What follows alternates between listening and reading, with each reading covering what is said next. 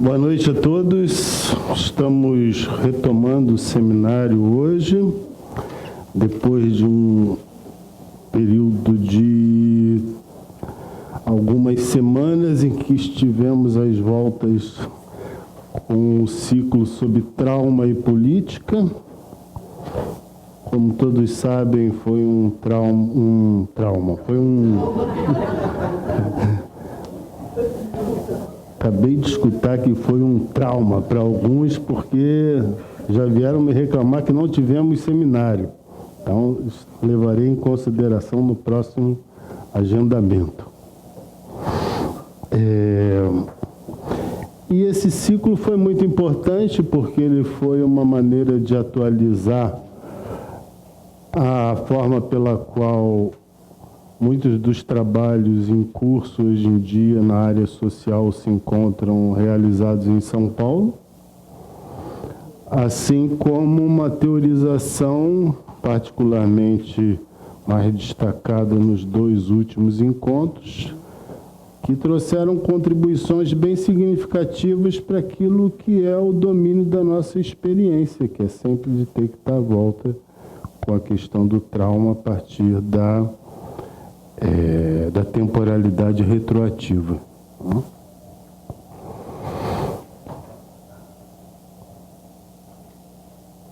Hoje é o último encontro do semestre, eu já deixo anunciado e convidando a cada um de vocês para que estejamos juntos novamente no dia 1º de agosto, que é um sábado,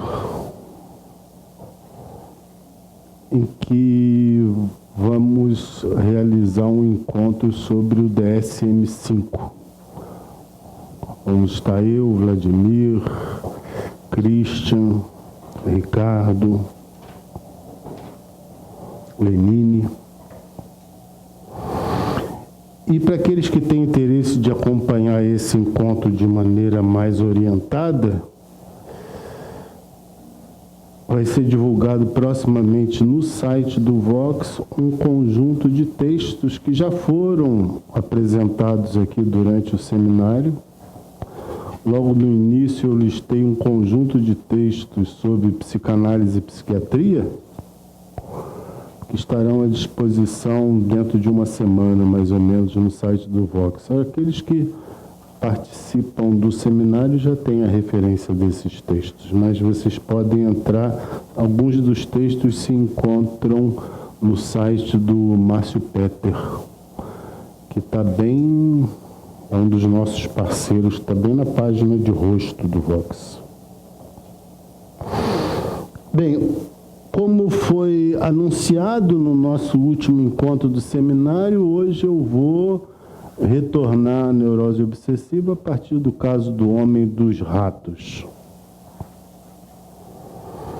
E a primeira coisa que eu gostaria de indicar sobre o texto do homem dos ratos é a data, 1907, quando essa análise de 11 meses foi conduzida. Sabe que Freud considerou essa análise como uma análise de êxito, em que o paciente teria obtido os benefícios terapêuticos da psicanálise, uma vez que todas as manifestações ditas delirantes desapareceram.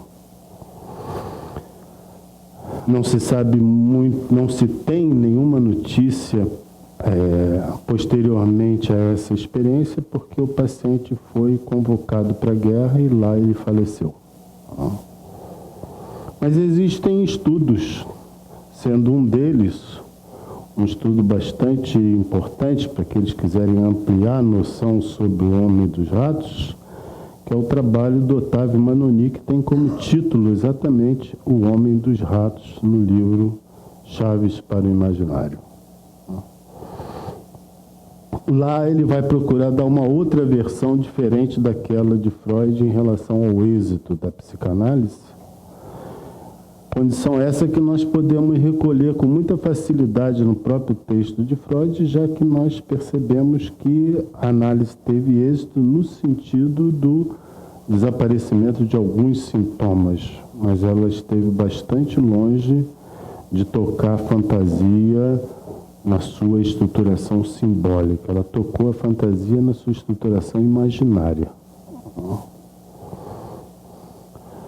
Então, o primeiro ponto é esse, que é uma análise conduzida em 1907. Esse ano tem toda a importância, porque 1907 também foi o ano previsto por Fliess em relação à morte de Freud. Freud conduz essa análise bastante sensibilizado com essa previsão do seu amigo, já que naquele ano ele iria, segundo Fliess, falecer. Não por acaso existe uma insistência e até uma repetição bastante exaustiva às passagens relativas à morte nesse texto. Mas também um outro elemento que se deve destacar em relação ao Homem dos Ratos é a forma pela qual o texto foi apresentado na edição em português. Ele está dividido em 3 partes. Existe uma primeira parte que são os chamados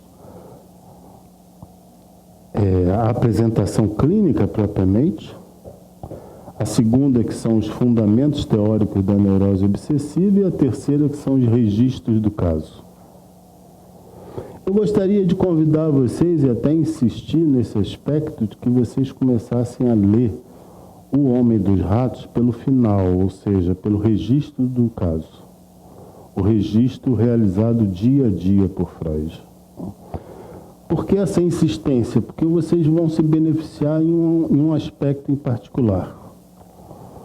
O próprio editor inglês, na observação que ele apresenta como introdução à terceira parte, ele lembra que é o único caso de Freud onde se tem um registro da primeira entrevista de Freud com o paciente.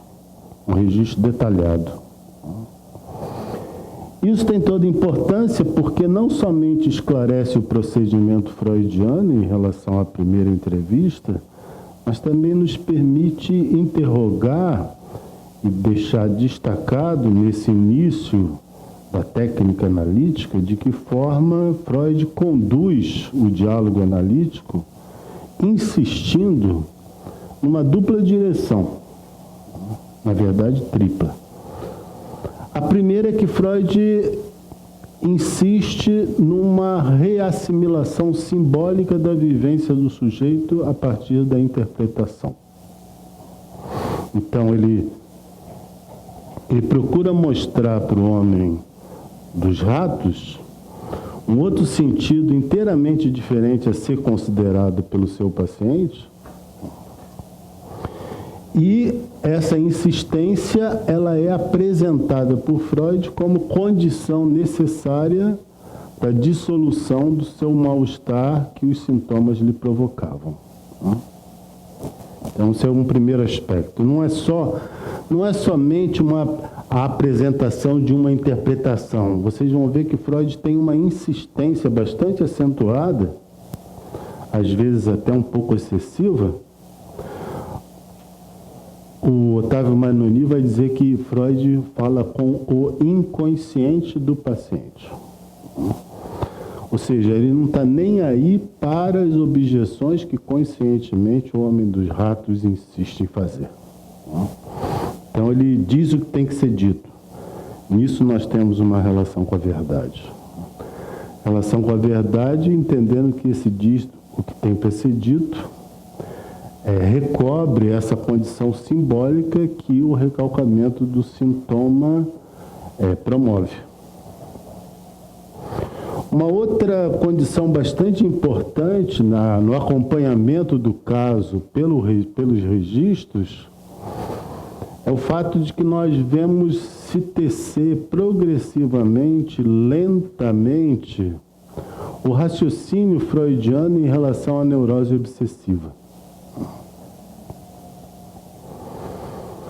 Isso porque o texto do Homem dos Ratos é uma continuação elaborada de um texto de 1896 de Freud, que é um retorno às neuropsicoses de defesa. Existe um primeiro texto de 1894, sobre as neuropsicoses de defesa, e existe um segundo de 1896.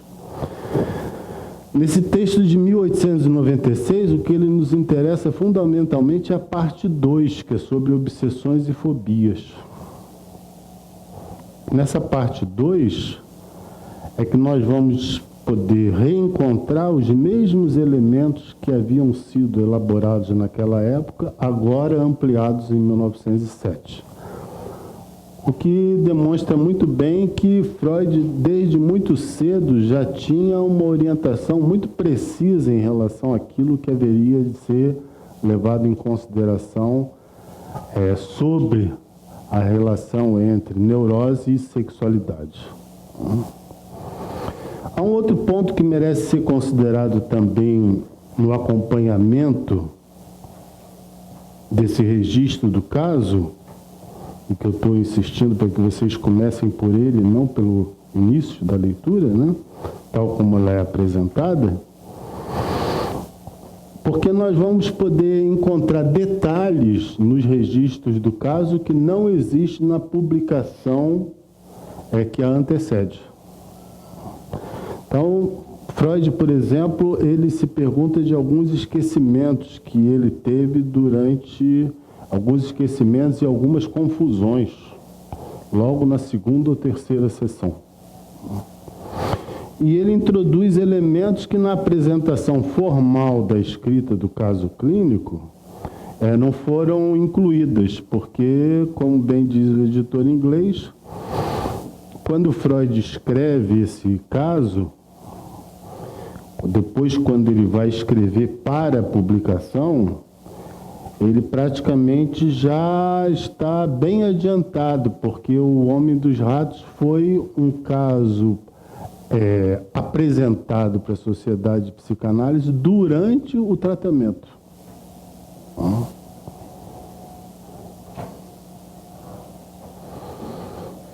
E vocês vão ver também como é que funciona o manejo do Freud com os casos. Tem meses que ele realiza 4 sessões por semana, sessões aos domingos, que era bastante comum naquela época, e é bastante comum hoje em dia também, com os franceses fazem isso muito frequentemente. Aos sábados e domingos eles comunicam.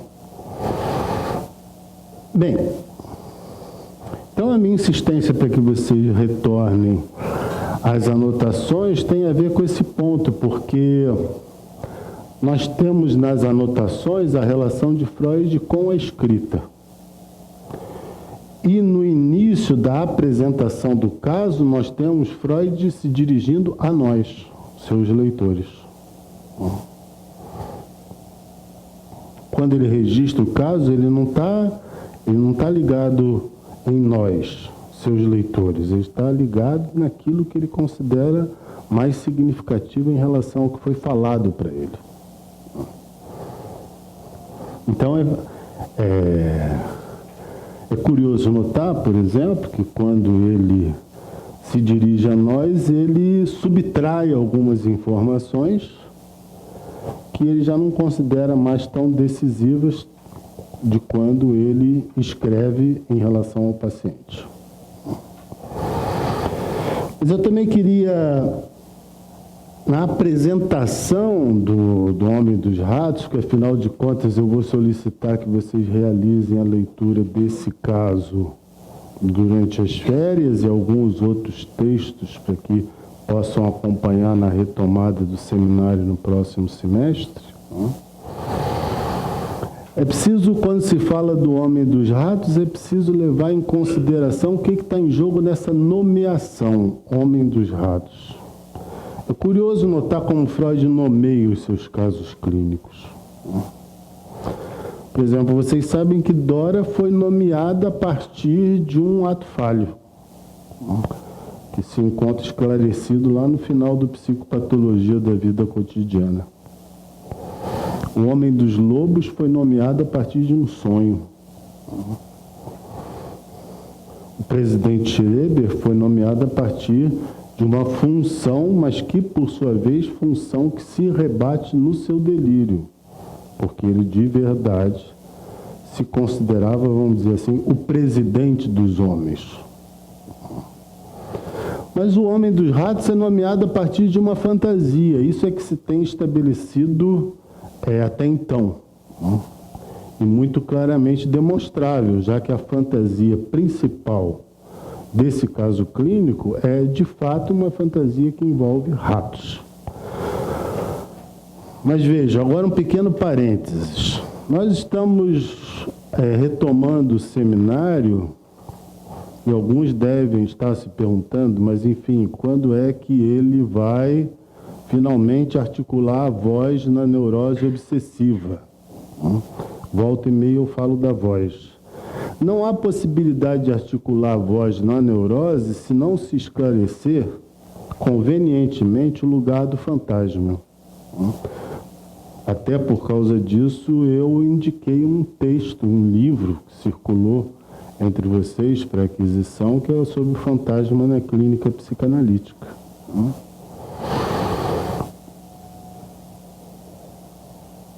Só que, ao dizer que o caso clínico é nomeado pelo fantasma, fantasma esse que está colocado no texto como fantasma dos ratos, qual é o estatuto desse fantasma? E por que se pode nomear a partir de um fantasma?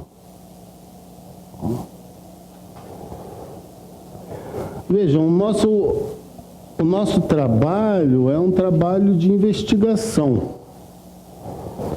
Então, nós não podemos nos contentar simplesmente afirmando que o homem dos ratos se chama o homem dos ratos, porque, afinal de contas, a fantasia, nesse caso clínico, dominante que embaraça o paciente é a fantasia dos ratos, então que isso já respondeu por que o homem dos ratos é o homem dos ratos. É como eu sempre digo, é explicar o que é um significante dizendo que o significante remete um sujeito para outro significante. Mas isso também não explica nada. Então vamos nos perguntar por que se pode afirmar que o fantasma tem função nomeante. Já que é constatável que o caso está nomeado a partir do fantasma.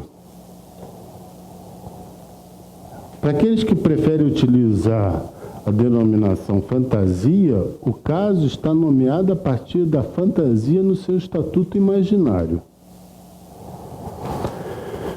E se encontra nomeado pela fantasia no seu estatuto imaginário por quê? Porque a partir de uma relação do sujeito com o eu, ou seja, a partir de onde ele se conta para o outro, que essa fantasia encontra lugar.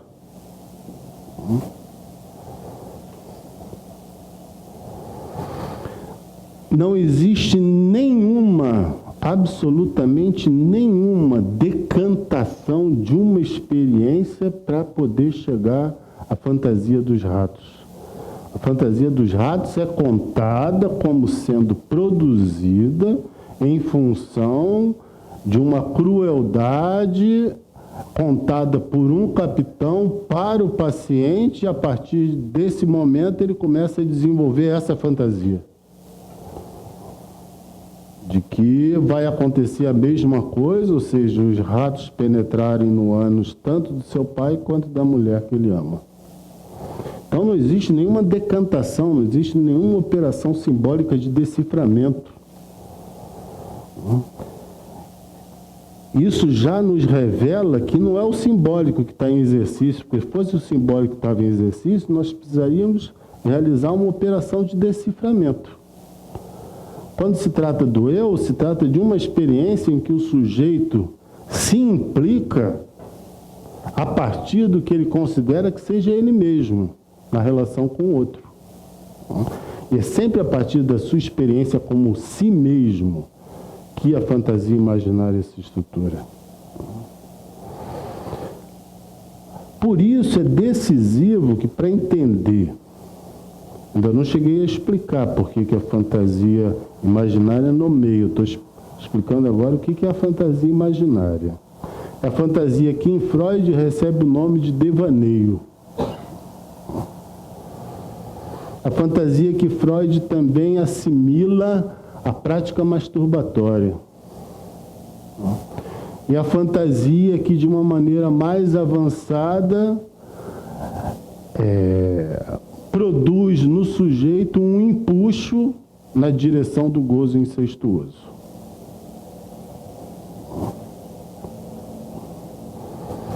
Toda vez, por exemplo, que ele vai se valer de uma experiência infantil para que essa experiência infantil possa comparecer como condição de excitação, não é porque o sujeito teve uma experiência realizadora e agora ele quer novamente encontrar essa satisfação que ele fantasia. Não. Ele fantasia porque, a partir de alguma experiência do passado, ele retorna investindo uma satisfação que não houve, para agora excitá-lo existindo. Porque senão nós iríamos acreditar que todo o fundamento da fantasia seria, de fato, uma satisfação que teria existido. Não, ela existe na medida em que ela é reconstruída para atender uma satisfação do presente. Bem, para acompanhar esse raciocínio, para acompanhar porque o que eu estou afirmando aqui agora, até esse momento, não implica que seja possível que da fantasia imaginária tenha uma função nomeante. Para que haja um acompanhamento dessa possibilidade da fantasia ter uma função nomeante, é preciso cruzar o texto do Homem dos Ratos com o texto dos poetas e dos seus devaneios. Como é que é o título desse texto mesmo, em português? Escritores criativos e devaneio.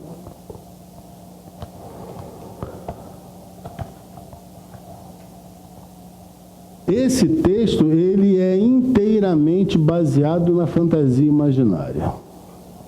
Mas o curioso dele é que ele deixa as indicações para uma operação da fantasia que estaria além do imaginário. Não chega a articular, mas ele deixa indicado. Ele deixa indicado porque ele realiza um salto nesse texto, que é o seguinte.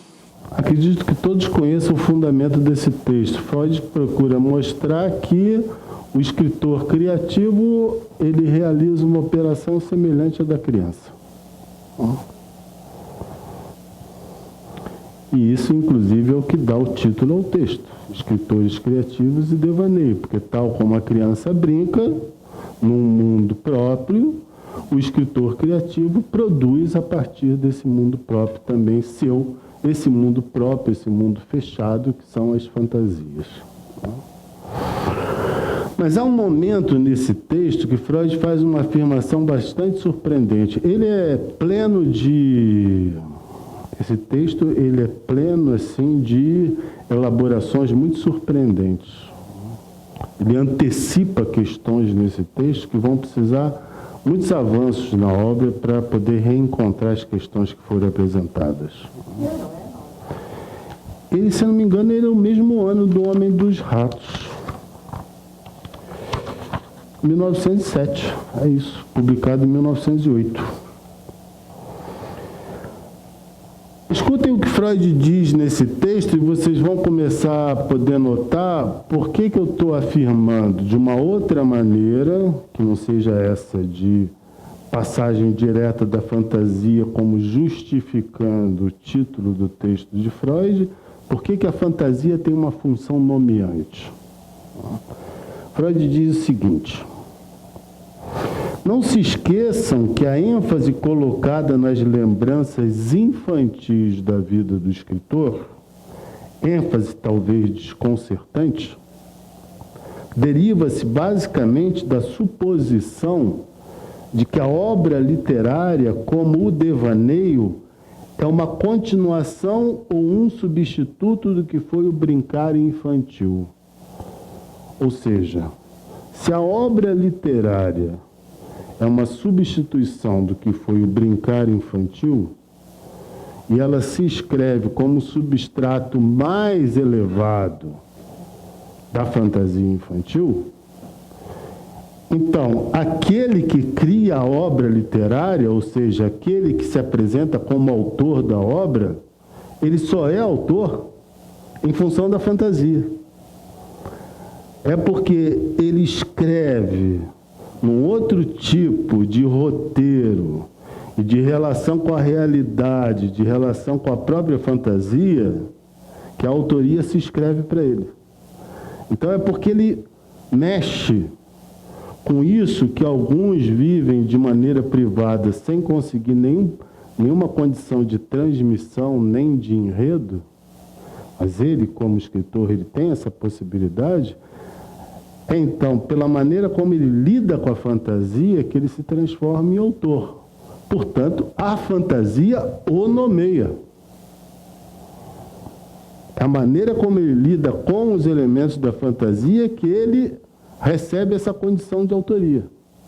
Aí sim nós temos o fundamento da nomeação pela fantasia. Entendam, a nomeação vinda pelo imaginário, porque Freud aqui está tratando da nomeação pelo imaginário. Mas ainda assim é uma função nomeante que está em exercício. Uma função nomeante que já implica uma diferenciação com aquilo que é a experiência de viver a fantasia de forma privada, tal como as crianças e tal como na prática masturbatória. Então aqui nós temos uma função nomeante, uma forma diferenciada de integrar o domínio da fantasia, que já participa diretamente de uma presença extraordinária do simbólico, porque o sujeito, como sendo aquele que se orienta para a obtenção de um gozo incestuoso, tal como a fantasia promove, não é ele mais que está dominante dentro desse texto. Não, ele está dominante na medida em que ele desaparece desse lugar típico que a fantasia promove. Bom, aí nós temos o primeiro termo que permite indicar que a fantasia tem uma função nomeante e que isso, em última instância, seria um motivo que sustentaria o porquê do Homem dos Ratos se chamar Homem dos Ratos. Mas há um outro aspecto que, até onde eu acompanho, nunca foi destacado, que é o seguinte: nas diferentes elaborações que Freud avança em relação à presença e à significação dos ratos no Homem dos Ratos, existe um determinado momento em que o Homem dos Ratos tem uma lembrança de um conto sobre a mulher rato. E que é uma lembrança que se aproxima também de outras lembranças que levam a aproximar o homem, aproximar a experiência do Homem dos Ratos daquilo que já estaria colocado na cultura. E que durante as sessões o Homem dos Ratos associa. Mas quando ele está nesse momento de associar com as obras literárias que fazem menção direta aos ratos, Freud vai procurar mostrar que, da mesma forma que o erotismo anal provoca essa condição de uma excitabilidade pela expulsão das fezes, há de se considerar o fator invertido, ou seja, por aquilo que é a introdução no ânus, e daí a fantasia essa história do Capitão Cruel ter excitado tanto o Homem dos Ratos, porque teria promovido o retorno da excitação anal. E nesse momento ele faz uma observação surpreendente que já coloca a nomeação homem dos ratos e a questão do fantasma de uma outra maneira. Vejam bem. Ele próprio tinha sido um sujeitinho asqueroso e sujo. É brilhante como Freud se refere aos pacientes, né? Sempre pronto a morder as pessoas quando enfurecido. E fora assustadoramente punido por tê-lo feito. E aí ele completa com essa frase lapidar. É bem verdade que ele podia ver no rato uma imagem viva de si mesmo. Estamos num outro registro aqui. Aí vocês podem dizer, bom, mas isso não é o registro do imaginário? Sim, é o registro do imaginário, desde que vocês considerem o si mesmo no sentido do imaginário. Ou seja, o sujeito supondo que ele é semelhante àquele de quem ele fala, enquanto ele próprio. Porque vocês sabem que o cerne da descoberta freudiana está exatamente aí. O sujeito que fala não é coincidente com aquele de quem se fala. O logro do imaginário é acreditar que aquele que fala é coincidente com aquele de quem se fala.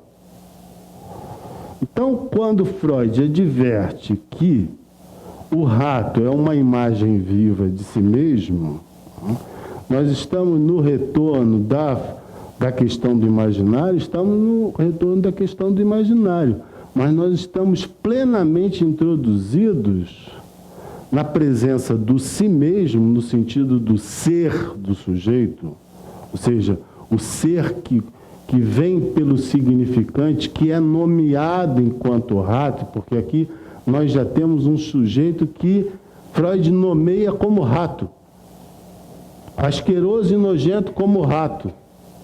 Ele está nomeando o ser, ele não está nomeando a fantasia. E aqui nós temos uma passagem aonde a questão não está mais colocada somente no nível dele considerando a si mesmo, mas Freud o considerando como um rato. Por que Freud pode considerar que o seu paciente que tem uma fantasia de ratos desdobrar essa fantasia para o ser do sujeito? Porque a fantasia, no seu estatuto simbólico, ela se define por uma significação fundamental do sujeito. É a significação que o sujeito vai dar àquilo que ele supõe que seja o desejo do outro dirigido a ele. E nesse lugar, ele se objetifica. E a inconformidade a esse desejo que ele supõe existir no outro para que ele corresponda, que ele vai realizar o conjunto das suas ações e das suas trocas com seus próximos. E a partir dessa mesma fantasia que ele também vai sintomatizar. Sintomatizar como? Sintomatizar forçando, dando caução, tentando realizar isso, que é esse gozo que sempre escapa no sentido de corresponder estritamente a isso que ele supõe que o outro quer dele. E é por isso que existe um patamar da fantasia no seu sentido imaginário, que ela tem uma vertente inteiramente incestuosa, porque é onde o sujeito e o outro se corresponderiam por inteiro. Bem, no final vocês me dizem se entenderam isso, que eu preciso avançar hoje.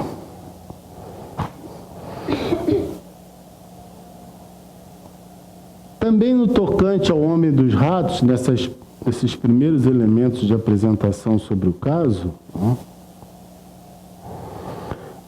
existem duas indicações que estão colocadas logo no início do texto. Freud, na primeira linha em que ele fala sobre o seu paciente, ele diz: um jovem de formação universitária.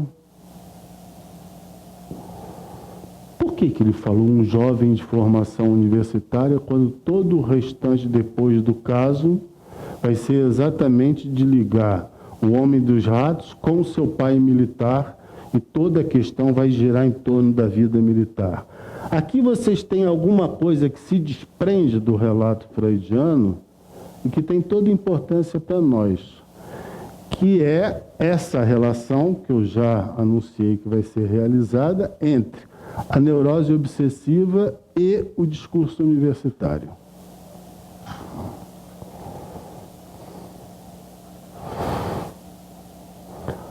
Uma segunda observação, e essa aproximação entre a neurose obsessiva e o discurso universitário, ela se realiza a partir do recobrimento do sujeito, a causação do sujeito pelo saber.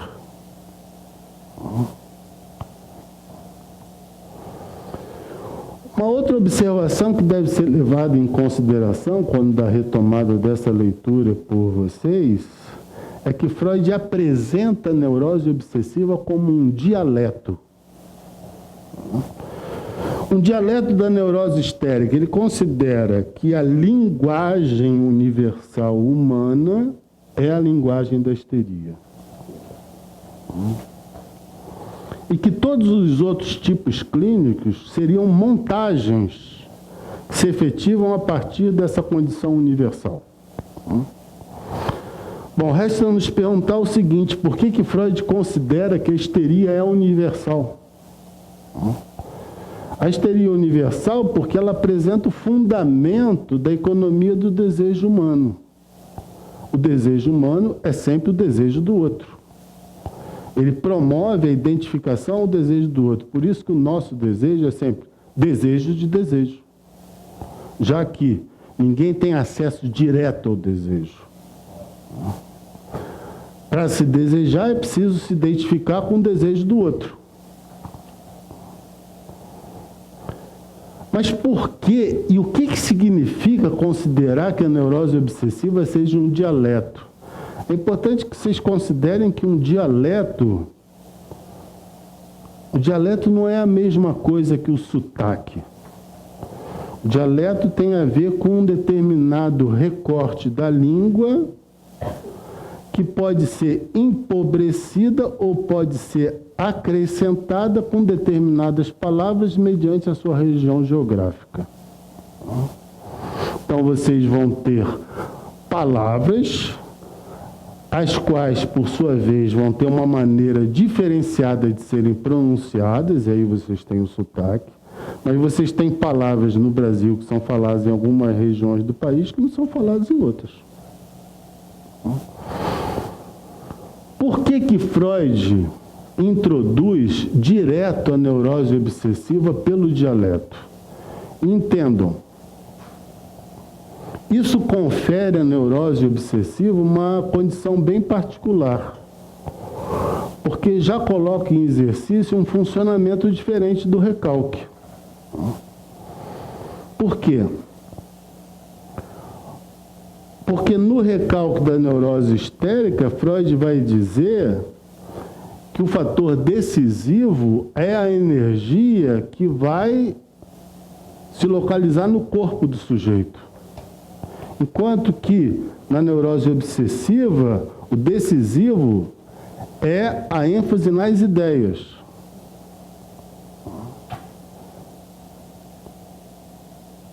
Bem,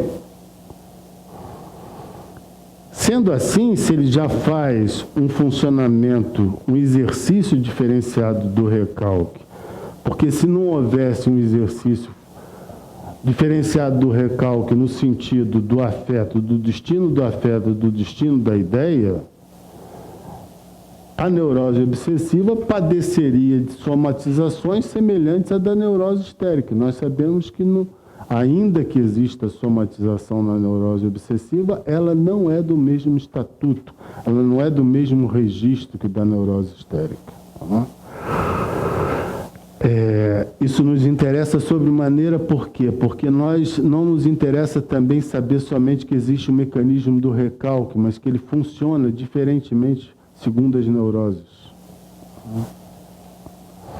Bem, se existe um dialeto, isso significa dizer que o obsessivo seria suscetível a criar palavras, a criar expressões, a ter uma língua própria. Entendam o conjunto do que eu mencionei antes.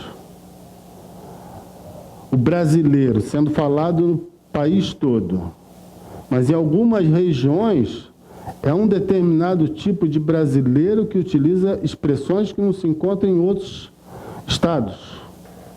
Então vamos dizer que o neurótico obsessivo está em um desses estados, ele representa essa regionalização, representa essa condição de utilizar algumas palavras que, no conjunto da língua, elas não são reencontradas.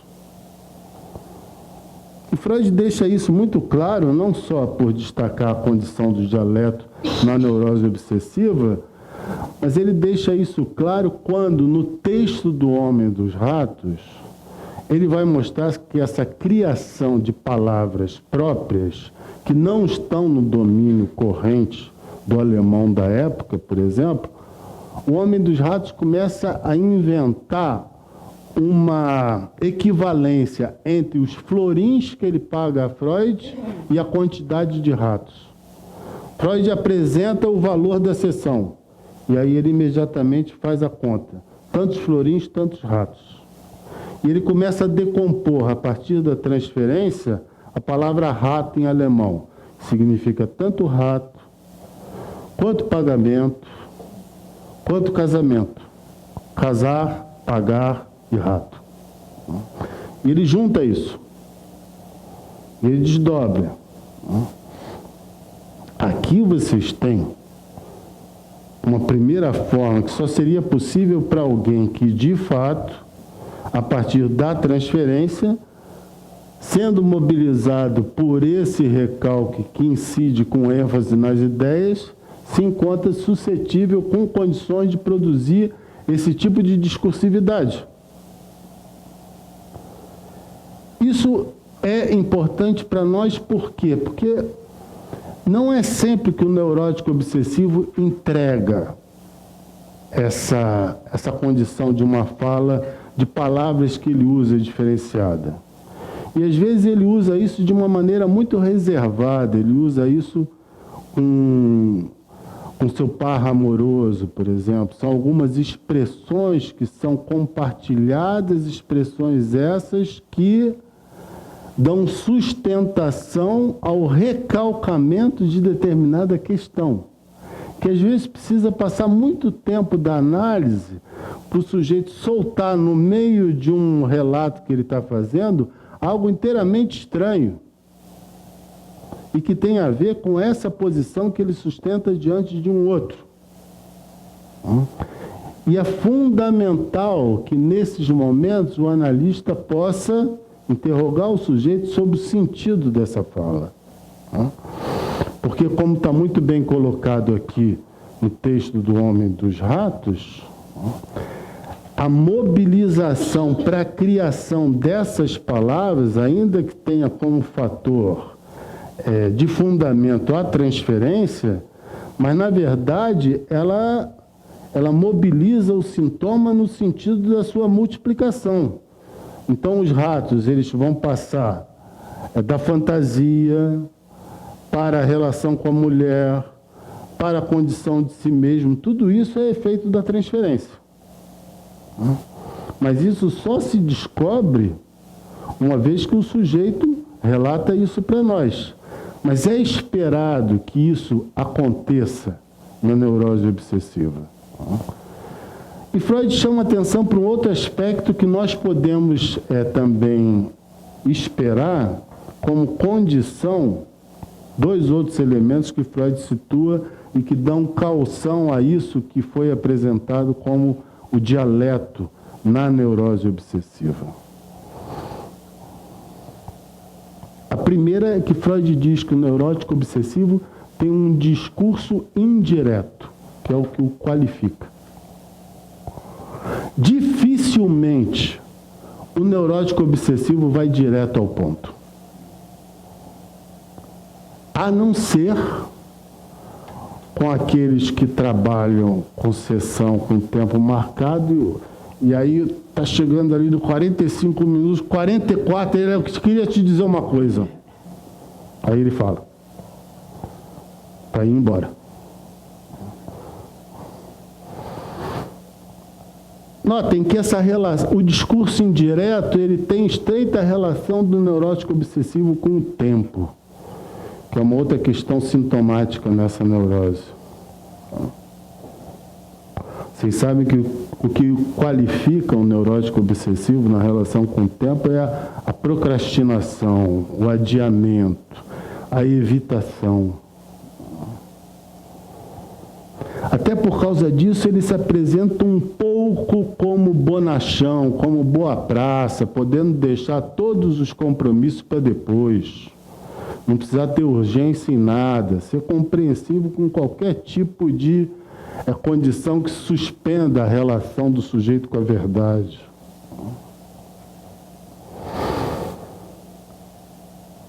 Freud diz que o neurótico obsessivo, em virtude do tipo de ação do recalque, isso ele fala numa nota de rodapé, já ao final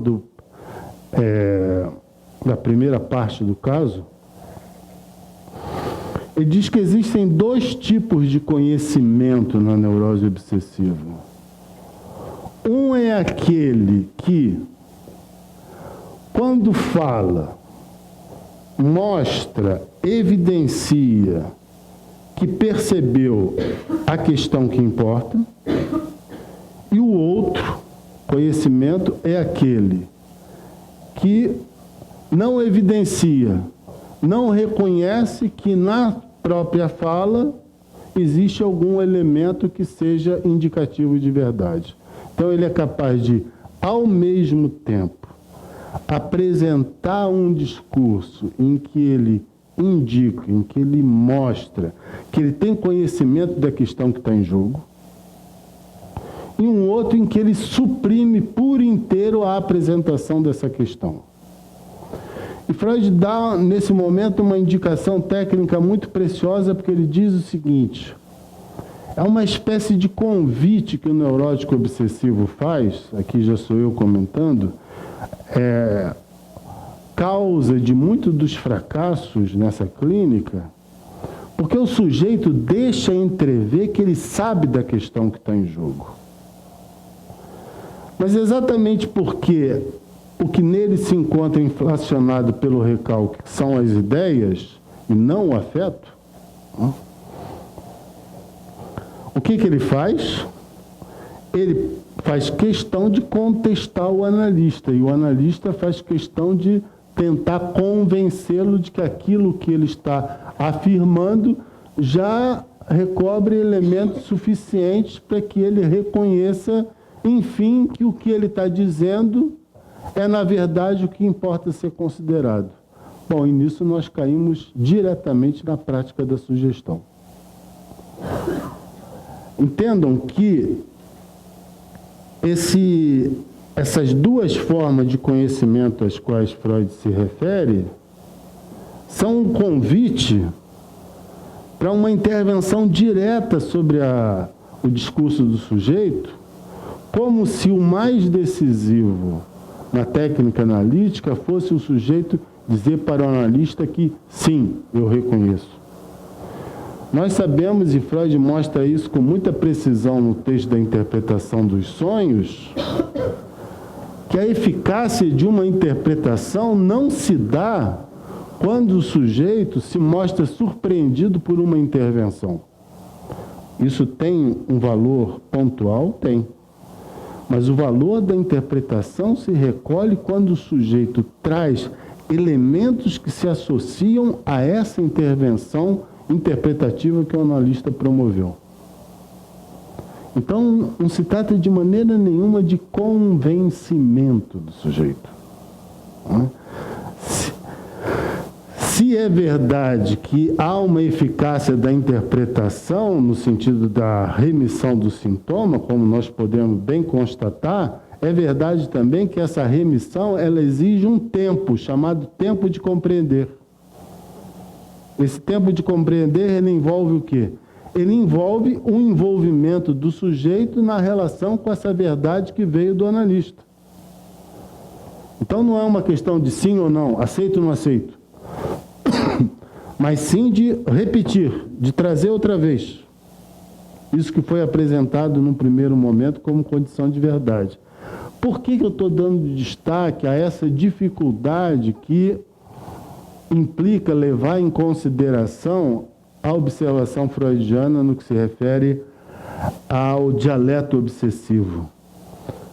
Porque esse dialeto do obsessivo, se apresentando segundo essas duas modalidades do conhecimento, ela promove no analista essa condição apressada de fazer com que o sujeito reconheça que ele está fazendo questão de negar alguma coisa que, na verdade, ele tem conhecimento de que é a verdade. Então, mas isso é o que Freud diz. Isso são os mecanismos que estruturam o discurso do sujeito. Bem, sendo assim,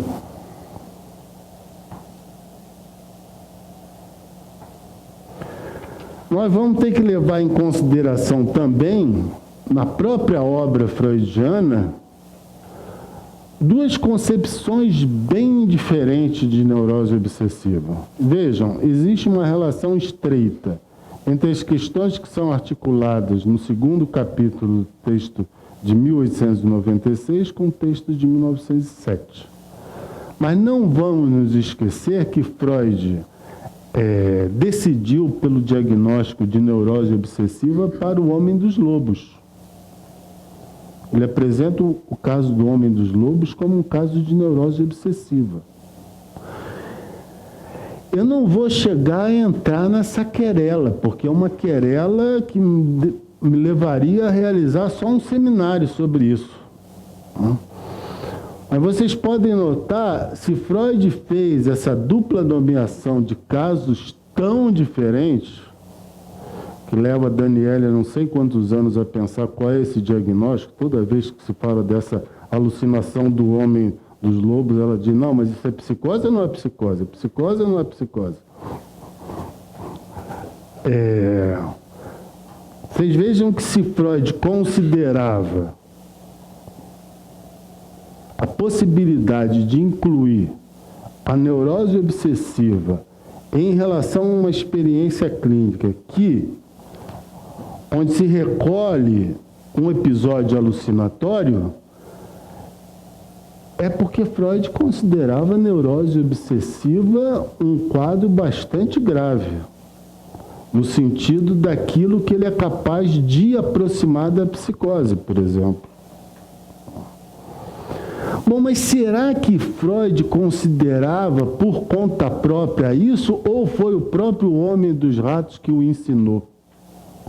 Não tenham dúvida disso. Foi o próprio homem dos ratos que ensinou a Freud que, para se acompanhar rigorosamente a neurose obsessiva, é preciso considerar as manifestações da loucura que estão presentes na neurose obsessiva, entendendo que loucura não é psicose. O que é a loucura?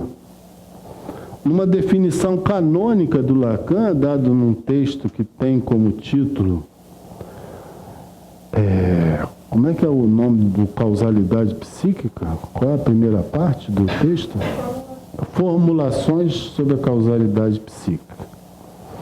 O que é a loucura para o Lacan? A loucura para o Lacan é a identificação a um tipo ideal, ou a estase da dialética no sentido de um tipo ideal. Então, o sujeito se identifica a uma imagem ideal. Isso é loucura. Ele não dialetiza. Ele fica preso naquilo.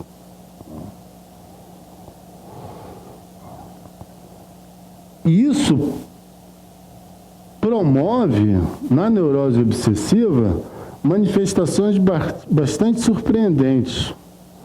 O Nome dos Ratos vai ser um dos poucos textos clínicos de Freud, onde nós vamos poder recolher também uma diferenciação muito preciosa entre o delirium, no sentido obsessivo, e do delírio, no sentido psicótico. Isso são pequenas marcações que revelam que Freud não estava desatento a essa condição, que a ênfase que o recalque promove no sentido de um investimento por inteiro nas ideias pode levar o sujeito a uma metonimização que lhe leva ao quê? A uma falta de condições de metaforização, de compromisso com o sujeito, de substituição, de mudança de uma posição. Ele vai embora naquilo. Mas ele ir embora naquilo significa o que na neurose obsessiva? Significa que o sujeito, de fato, acredita no sentido de que obedece os seus pensamentos como normas. O homem dos ratos, por exemplo, pensa que ele deve cortar a própria garganta por estar num tipo de pensamento infiel ao seu pai.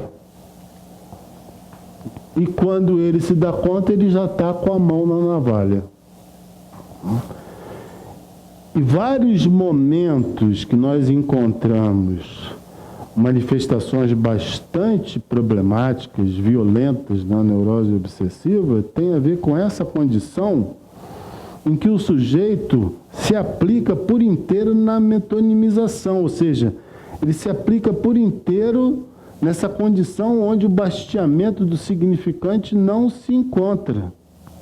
Porque, da forma como o recalque se realiza nele, ele traz essa competência simbólica de ir embora. Não pensem que é por acaso que Freud acreditava que a neurose obsessiva, na comparação com a histeria, ela tem uma vertente muito mais ligada à inteligência e a neurose histérica à inventividade. Esse era o ponto de vista e sempre foi o ponto de vista freudiano. Mas essa inteligência era o quê? Era conectar elementos inteiramente diferentes e mostrar relações que até então não tinham sido evidenciadas. Mas isso, para nossa experiência como responsáveis pela condução de alguns tratamentos, principalmente dos sujeitos comprometidos de uma maneira mais elevada, quando o sujeito se encontra nessa deriva significante, no sentido de associar muito exaustivamente, e é verdade que esses sujeitos associam e pensam a exaustão a ponto de perderem o sono em função disso, a ponto de prejudicarem vários dos seus compromissos, como Freud mostra que o próprio homem dos ratos é uma ilustração acabada. Então, não é porque o sujeito tem tendência a ir nessa direção que o analista simplesmente assiste. Não, é preciso promover intervenções para que essa metonimização ela não se dê de forma infinita. Por quê? Porque isso é sinônimo do delírio. O sujeito vai embora. E se ele vai embora, ele acredita nas ideias como ordem. Vocês vão acompanhar. No registro do caso apresentado por Freud ao final da publicação, logo no primeiro parágrafo ele vai dizer que o sujeito pensa, ou seja, os pensamentos lhe ordenam. O tempo todo ele está mostrando isso. Como o homem dos ratos é comandado pelos próprios pensamentos. E como isso compromete a experiência de inserção do sujeito na sua própria vida. E aqui nós temos um outro elemento bem significativo para ser levado em consideração, antes de entrar na última parte da exposição de hoje, em que eu vou procurar cernir melhor essa ideia da relação do fantasma com a voz. Um último ponto que merece ser considerado no Homem dos Ratos, no tocante a isso que nós estamos vendo aqui, é desse sentido que Freud destaca como sendo típico de um dialeto obsessivo, é que também são sujeitos que, por terem essa tendência do discurso indireto, e nisso eles embaraçam muitos analistas principiantes na sua experiência clínica, são sujeitos que, se deixar, ele nunca chega no ponto que interessa. Nunca. Ele vai, e vai, e vai. Evidentemente que vocês não vão chegar e perguntar para o sujeito, escuta, quando é que vai falar o que importa, né? Mas isso não significa também que vocês vão ficar ali acreditando que vai vir alguma coisa de significativo se vocês não intervirem, porque não vai vir.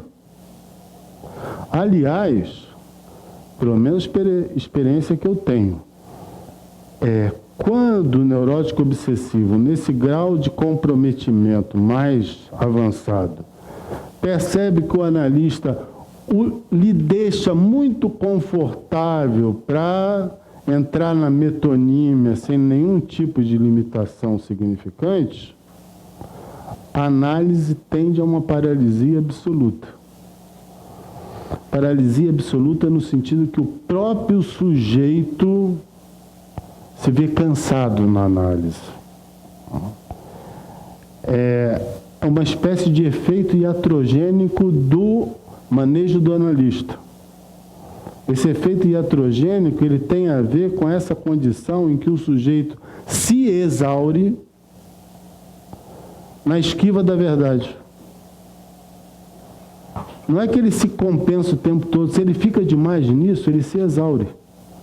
E se ele não encontra alguém que possa minimamente limitá-lo nessa direção, interrogando-o, por exemplo, a análise se torna um fardo, ele não tem vontade de ir para a análise, por exemplo.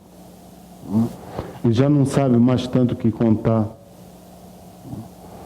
Então, uma das condições, levando em consideração isso, que são as diferentes formas de modulação da fala e do discurso do obsessivo, é uma certa atitude de prevenção, como todo psicanalista deve ter, né?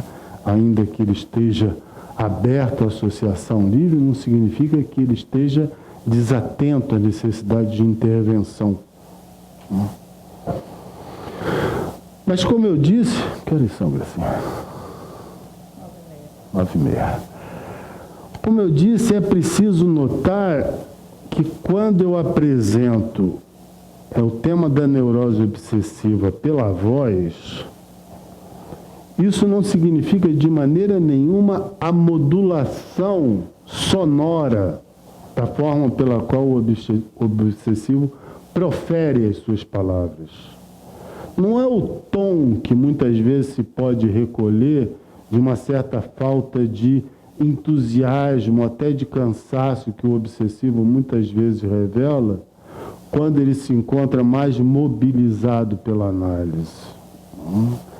Não é tampouco condição que se recolhe nessa clínica de um sujeito, não sei se vocês já perceberam, que em muitas ocasiões ele diminui o volume, a ponto de, em situações críticas, ter que se pedir para ele falar mais alto.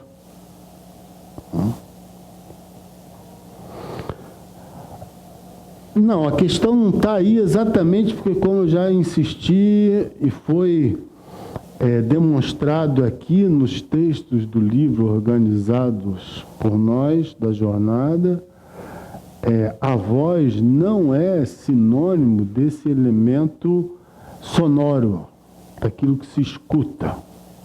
Mas a voz participa de uma estrutura. Por isso mesmo eu insisto sempre que falar de voz própria é sempre apenas por via de uma aproximação, nunca como possibilidade efetiva de que alguém tenha voz própria. Por quê? Porque nós, para termos voz, estamos sempre na dependência de um outro que nos constituiu. E por isso é importante distinguir o que seja a voz do que é a linguagem. As duas coisas não são sinônimas. É a voz que atualiza a presença da linguagem no sujeito. E a voz atualiza a presença da linguagem no sujeito porque é pela voz que o sujeito dá significado à mensagem que vem do outro. Na medida em que ele é marcado por linguagem, ele entra nessa operação de dar significação ao que vem do outro. Ou seja, ele, enquanto marcado pela castração simbólica, ele tem possibilidade de realizar uma primeira substituição metafórica. Isso é a voz, na sua relação com o outro, enquanto outro do discurso. Mas é um fato que o nosso campo não se resume ao campo linguístico. Então, a nossa experiência não se resume à competência de realizar substituições significantes. Não. Ao mesmo tempo que o sujeito vem marcado pelo outro de discurso, ele também vem marcado pelo outro do desejo. Se confundem no mesmo elemento, chamado materno. É dessa mãe que ele recebe uma mensagem, tanto quanto é dessa mãe que ele recebe um desejo. Então, ao mesmo tempo que ele realiza a significação do discurso, ele se posiciona em termos da sua condição de objeto do desejo de um outro. E ele vai sempre procurar dar um significado a isso que vem do discurso do outro, de maneira a se manter ou insistir em se manter conforme ao que ele supõe que seja o desejo desse outro. Aí vocês têm que, de fato, as significações, elas são promovidas primeiramente considerando o sujeito falante. Tá? Não estou considerando a estruturação do sujeito pela voz, que já é outra história. Estou considerando o sujeito falante para poder abordar os tipos clínicos. Então, esse sujeito falante, as significações vão ser mobilizadas a partir do fantasma. Por quê? Porque ele vai sempre procurar dar uma significação ao que vem do outro, de maneira a dar caução a uma posição objetal dele, em que ele garanta um lugar privilegiado junto ao outro. Lugar privilegiado desse que eu mencionei como sendo de fundamento incestuoso, porque uma vez que ele pudesse encontrar essa correspondência com o outro, ele poderia não ficar suscetível à experiência da angústia. Então, tanto quanto ele se aproxima do fantasma, ele vai se valer, os seus significantes vão ser mobilizados pela sua questão fantasmática. Então, as significações que ele vai realizar, e aqui já não se trata mais de significação, mas sim de sentido, porque quando nós, é uma das diferenças primeiras que se realiza, o sentido é aquele que vem promovido na utilização dos significantes pela causação desde o fantasma, enquanto que a significação é essa operação de relação entre os significantes que, num determinado momento, produz uma operação metafórica, comprometendo o sujeito. O que está nos interessando aqui é esse sentido que nada mais é do que dar sustentação, que é dar consistência a esse fantasma para se manter nesse lugar em que ele é investido pelo outro. Então não pensem que não existe no nosso discurso palavras que são indicativas da mobilização do nosso discurso pelo fantasma. Porque existe. E existe por quê? Porque existe uma determinada maneira de se dirigir ao outro, existe uma determinada forma de escutar o que vem do outro, que procura insistir nessa direção, de dar sustentação ao fantasma. Então, essa operação em que os significantes são mobilizados de forma a dar sustentação e consistência ao fantasma é que permite indicar que é desde o fantasma ele estrutura uma condição de voz para o sujeito. E a condição de voz que ele estrutura para o sujeito é essa condição em que, pelo fantasma, ele procura garantir esse lugar de objeto, mobilizando algumas significações típicas e repetitivas. Então, ele vai tender a entender e escutar determinadas mensagens, tanto quanto proferi-las, de forma a consistir esse lugar no fantasma. Por quê? Porque enquanto ele se coloca dessa maneira, ele não tem que se haver com o desejo que vem pelo outro. Mas entendam, se é assim, se pode afirmar que existe uma voz que vem pelo fantasma, entendido nessa direção, voz essa que se encontra afirmada, como eu apresentei no início, em relação ao homem dos ratos. Que voz é essa? É a voz em que o homem dos ratos se conta a partir de si mesmo, atribuindo ao cruel capitão toda a causa do seu mal-estar, numa tentativa, evidentemente, para não precisar desdobrar essa questão da forma como Freud desdobra e ter que reconhecer o seu compromisso na causação desse sofrimento, que em última instância isso vai levar nos diferentes desdobramentos que Freud revela, isso vai ligar o homem dos ratos numa identificação ao gozo do pai, que ele mantinha em ereção, ele, filho, mantinha a mesma questão, né? Sem conseguir escolher uma mulher de maneira autêntica, né? Sempre querendo saber se era preciso abrir mão do dinheiro para poder encontrar uma mulher verdadeiramente que correspondesse aos anseios dele. Mas se trata de considerar que existe voz desde o fantasma, isso significa que, depois dos esclarecimentos de Jacques Lacan sobre a constituição do fantasma na histeria e na neurose obsessiva, indicações que eu também solicito que vocês leiam durante as férias. Capítulos 17 e 18 do Seminário da Transferência. Aqueles que não tiverem tempo de ler ou nunca leram o Seminário da Transferência, não se preocupem de ler desde o início, porque entrando nesses dois capítulos tem condição de obter esclarecimento. Vão direto ao ponto para poder acompanhar mais as questões que estão sendo articuladas aqui.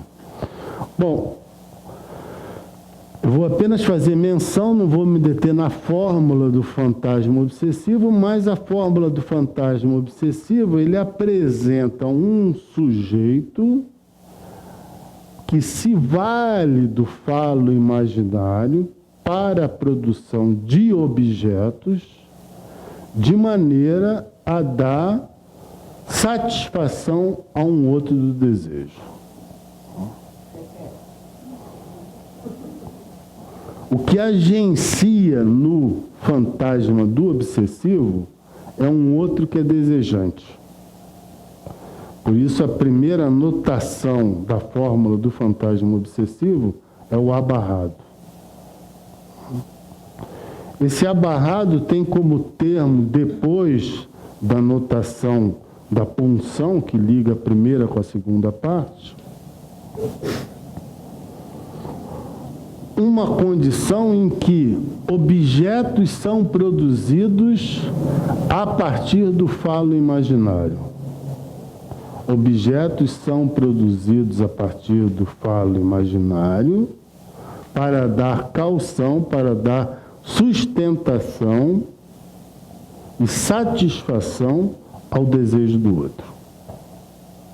O que significa isso? Significa que produzir objetos a partir do falo imaginário implica em que o sujeito se considera como estando numa situação onde a castração simbólica não comparece sobre ele. Não é considerar que o falo imaginário é sinônimo do pênis, porque não é.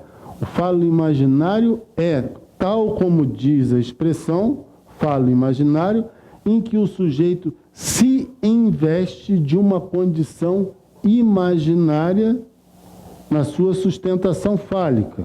Ou seja, ele supõe que ele é capaz de produzir os objetos de satisfação para o desejo do outro.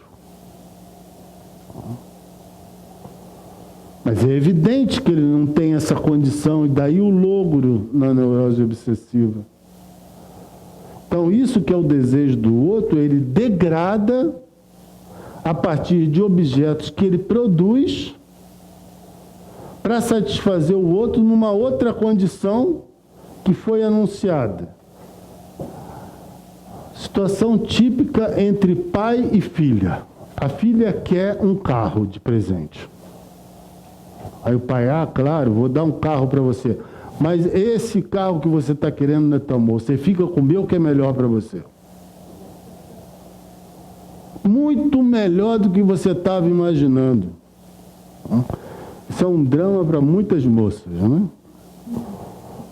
Porque tem que começar a engolir essa história a partir do pai. E também não pode mostrar contrariedade, porque afinal de contas está ganhando o carro. Vai se contrariar por quê? Isso é a operação típica do obsessivo. Eu quero um carro. Você quer um carro? Eu tenho. O meu é o melhor de todos para você. Não é outro. Nem procura saber qual é o carro que a pessoa quer. Não, é esse que eu tenho.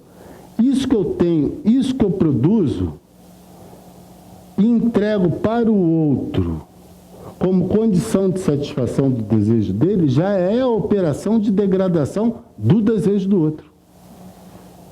Já é rebaixar o estatuto simbólico do desejo do outro. Se eu levasse em consideração, eu teria que vender o meu carro, ou ir com ela ver em algum lugar um carro de acordo. Então, estou falando de uma operação elementar para que vocês notem o que está em jogo para o neurótico obsessivo, então.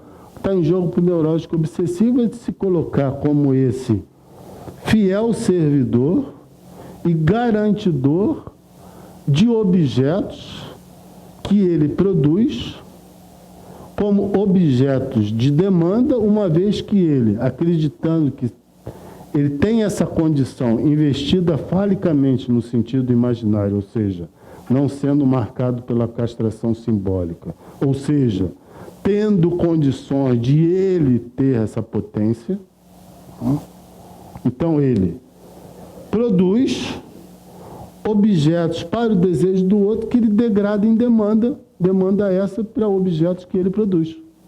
E é assim que circula a economia do desejo obsessivo. Mas no fundo ele considera o carro uma merda, né? No fundo ele considera o desejo do outro uma merda. Essa aqui é a questão. Não, ele só merdaliza o desejo do outro porque ele acredita na potência fálica dele de uma forma imaginária.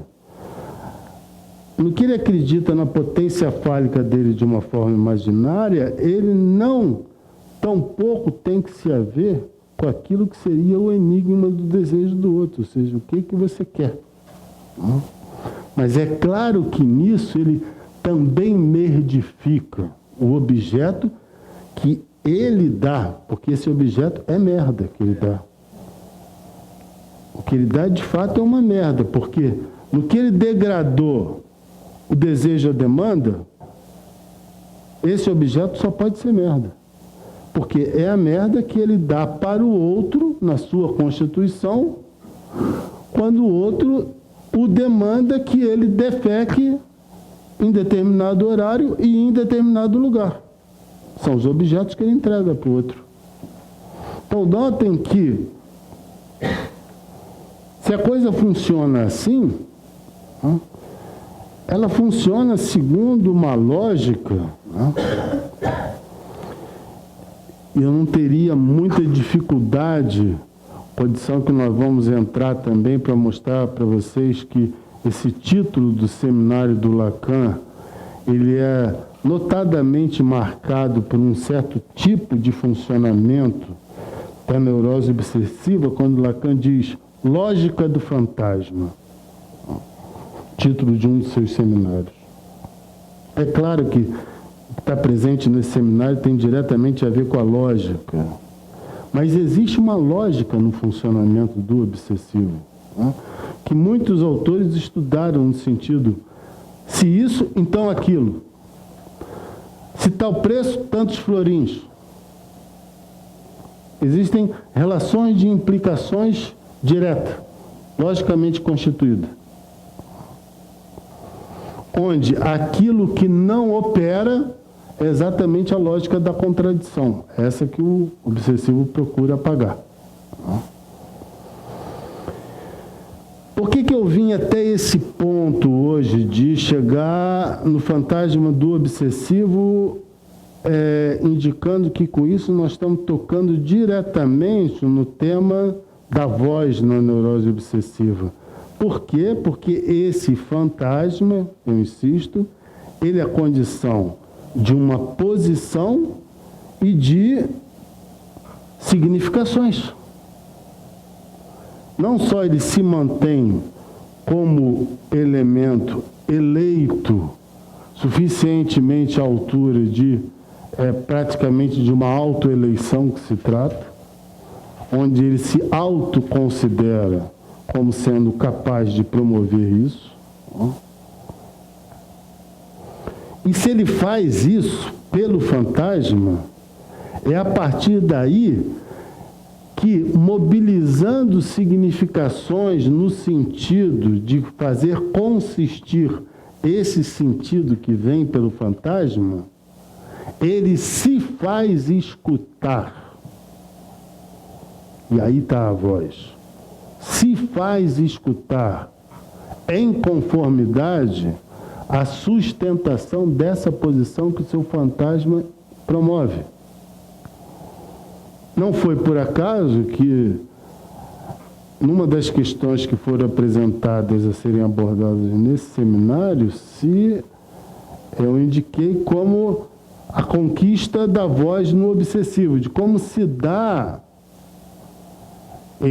essa conquista da voz, que não é de forma imediata, mas que tem a ver com esses diferentes momentos de dialetização,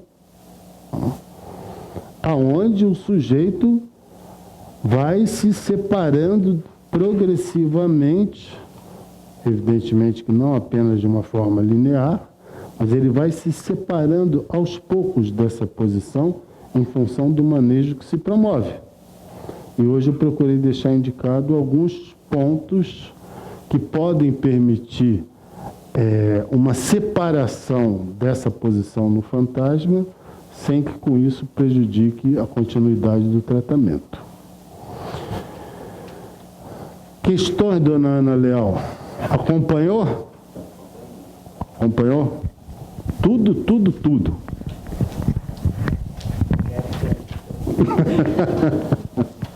Ficou alguma dúvida? Ficou?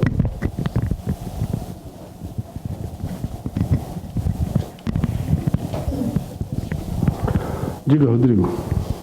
Nessa conquista da voz pelos sensíveis, o fato de você também ter passado pelo seminário da transferência, De alguma maneira, retomando o valor da interpretação, digamos, na direção do tratamento, seria possível você comentar alguma coisa a respeito da transferência negativa? Quanto é preciso passar pela transferência negativa nessa conquista da voz pelo obsessivo? Ótima pergunta. Uma das dificuldades que se coloca no manejo da clínica com sujeito obsessivo é que ele interroga a autorização do analista na relação com o ódio, de como o analista lida com o ódio. Esse foi um dos pontos que eu fui bastante insistente no meu livro sobre os ódios.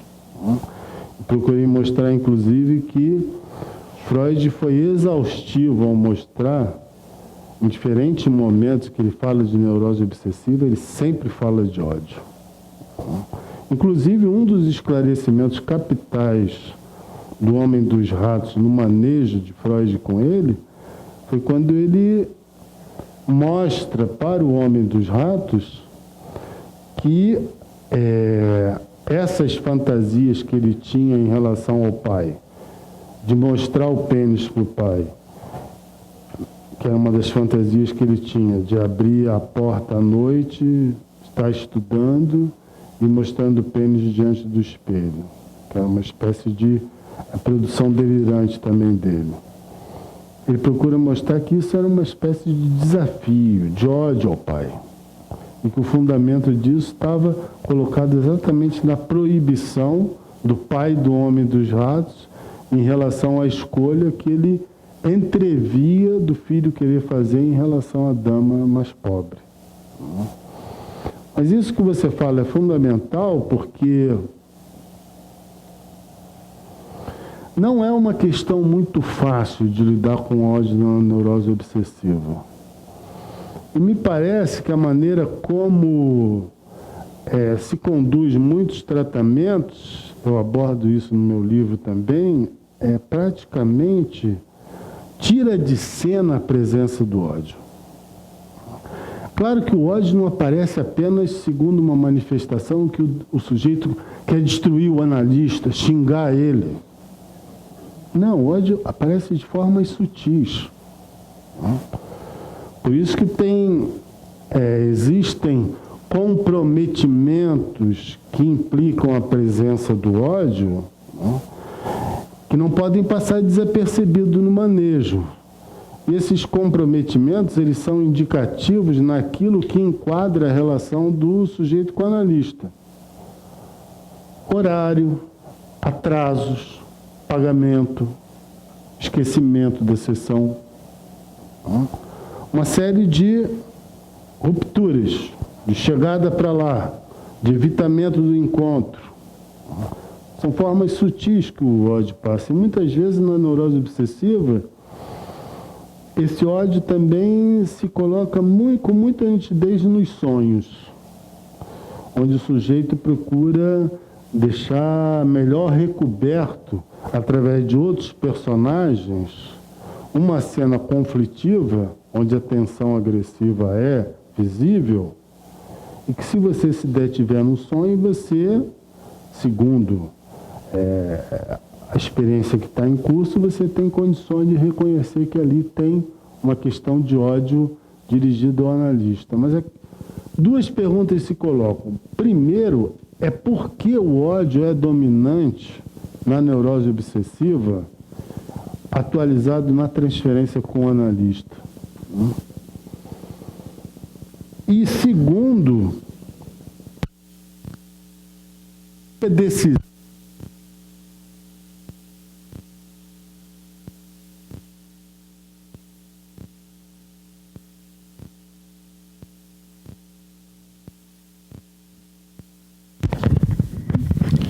E, segundo lugar, por que é decisivo que o analista se coloque numa posição aonde o ódio tem possibilidade de encontrar lugar na transferência? Porque eu posso me colocar numa posição em que o ódio não encontra lugar. Essa posição é qual? é uma posição que procura sempre muito rapidamente se precipitar na direção das soluções.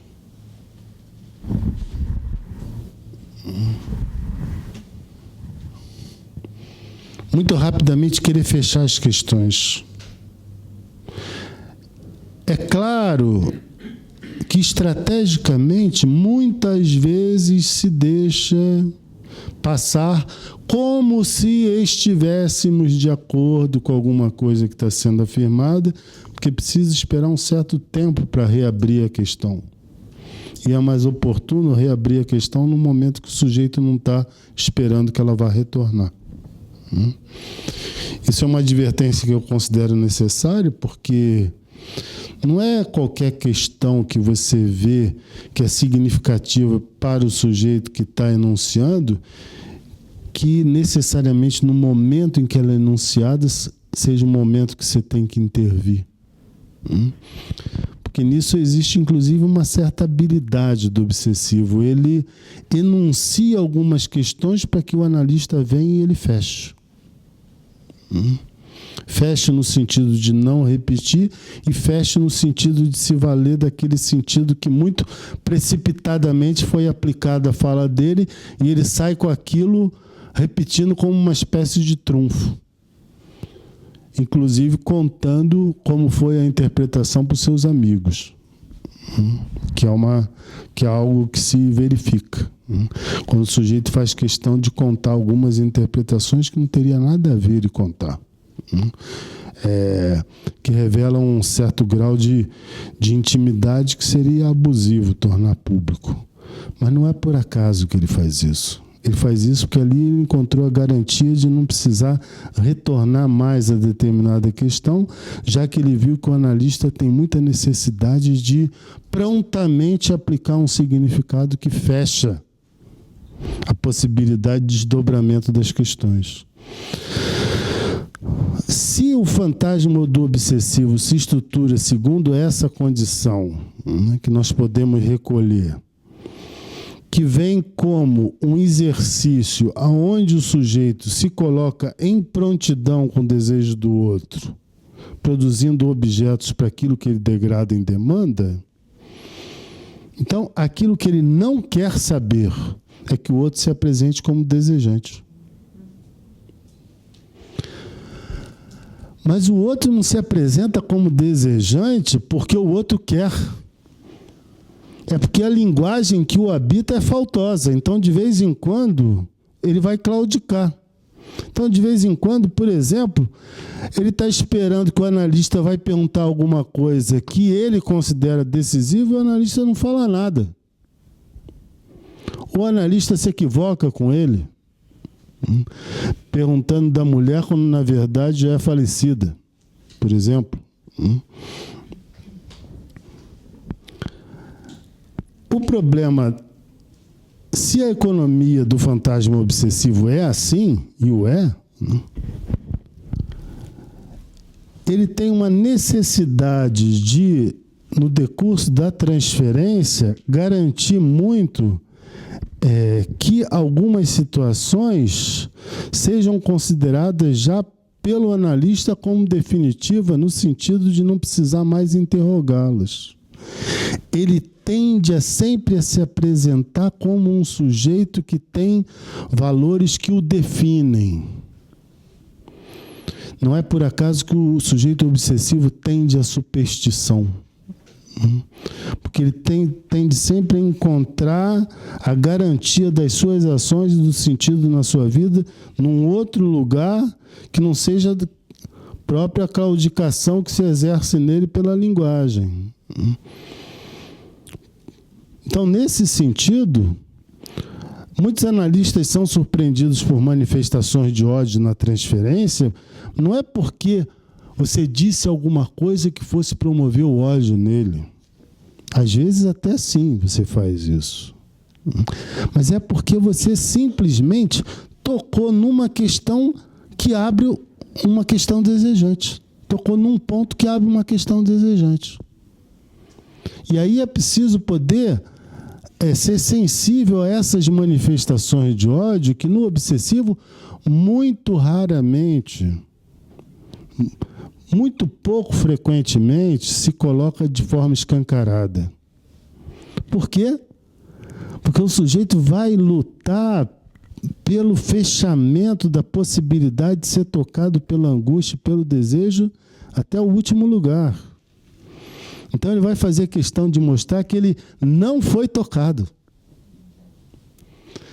Mas ele vai mostrar que foi tocado mesmo querendo não mostrar que foi tocado. Então ele vai esquecer alguma coisa.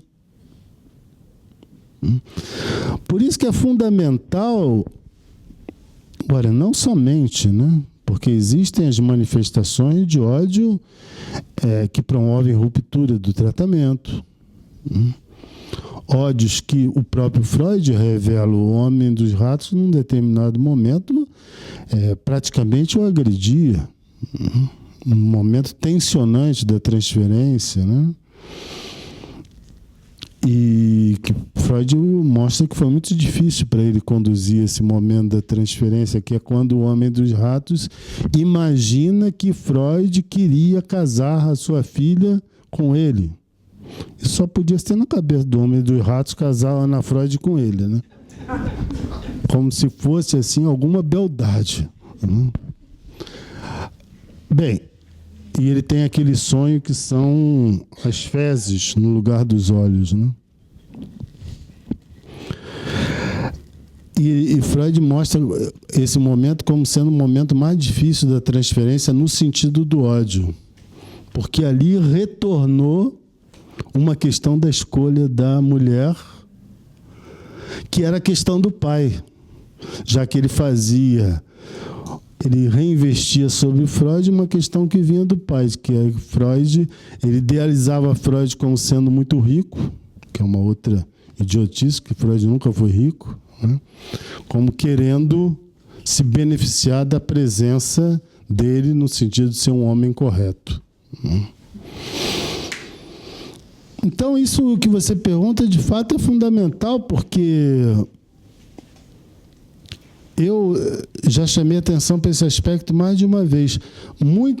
Muitas das análises dos neuróticos obsessivos se definem no sentido da possibilidade do seu êxito nas primeiras entrevistas, dependendo de como você maneja com a relação com a verdade e dependendo de como você maneja na relação com o dinheiro. Porque isso que Freud chamou o caráter de retenção na neurose obsessiva leva esses sujeitos a manterem a relação com o dinheiro no sentido espasmódico, ou retenção por inteiro, a avareza, ou a total soltura, ou a diarreia ou a prisão de ventre. É assim que funciona durante um bom tempo o obsessivo com o dinheiro. Momentos como esse de agora, em que estamos envoltos num imaginário social, falando de uma crise que vai ser uma espécie de corrida de todo mundo para a Arca de Noé, que vai acabar com tudo, esse momento é ideal para o neurótico obsessivo.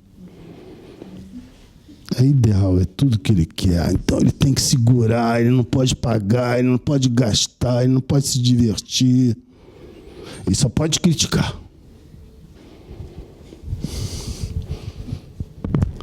Acompanhou, Oswaldo? Estou digerindo. Ludu? Diga. Só para complementar a questão do ódio e da... Fala aqui para poder gravar.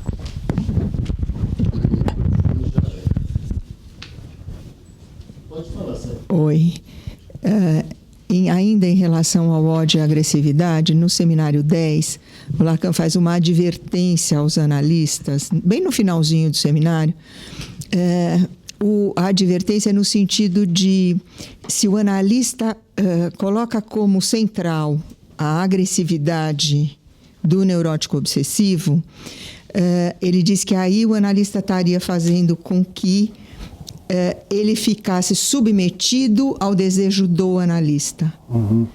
Porque você estava falando do ódio do neurótico obsessivo em determinados momentos dirigido ao analista, né? E aí eu acho que o Lacan está, né, não tenho bem certeza, mas me faz pensar que ele está fazendo uma crítica ao pessoal da IPA, que coloca como central partir do analista focar a agressividade, né? Só um comentário para o outro. Isso é um desdobramento. Está funcionando isso aqui? Tá. Isso é um desdobramento da questão do Rodrigo, né? Porque isso, dependendo da forma, qual é a concepção e o manejo do analista na transferência, você se antecipa para mostrar as questões de agressividade e as interpreta, ou você espera para que as manifestações de ódio, que eu prefiro em lugar de agressividade, elas advenham e você lide com isso como uma forma de abertura e de acesso do sujeito ao desejo. Porque o curioso é que é através das manifestações de ódio que o sujeito vai advir ao desejo. Por quê? Porque ele vai ser sensibilizado pelo desejo do outro. Não foi por acaso que, quando eu tratei no livro do ódio, eu tratei exatamente aquela frase de Antígona que é exemplar, onde ela diz que eu não me movo pelo amor, mas sim pelo ódio. E é pelo ódio que ela vai dar sustentação à importância de que o seu irmão Polinices tivesse direito aos rituais fúnebres. E ela vai morrer sustentando que o seu irmão não podia ser degradado à condição de animal como queria Creonte. Então isso é uma sustentação do desejo pelo ódio. Assim como nós vemos sustentação do desejo pelo ódio quando sujeitos fazem questão de se apresentar pela destruição do patrimônio público, por exemplo, como vimos já em várias manifestações, para que sejam reconhecidos como existindo no meio social. Muitas das manifestações que nós vimos há poucos anos atrás em Paris, nos subúrbios de Paris, onde várias comunidades negras foram depois entrevistadas, os sujeitos diziam exatamente isso. Nós não existíamos. Ou nós botávamos fogo nisso tudo, ou ia todo mundo morrer de fome aqui. Sem condição de acesso à escola, sem condição de acesso à saúde, sem nada. Então, o ódio é uma forma de dizer também, eu existo.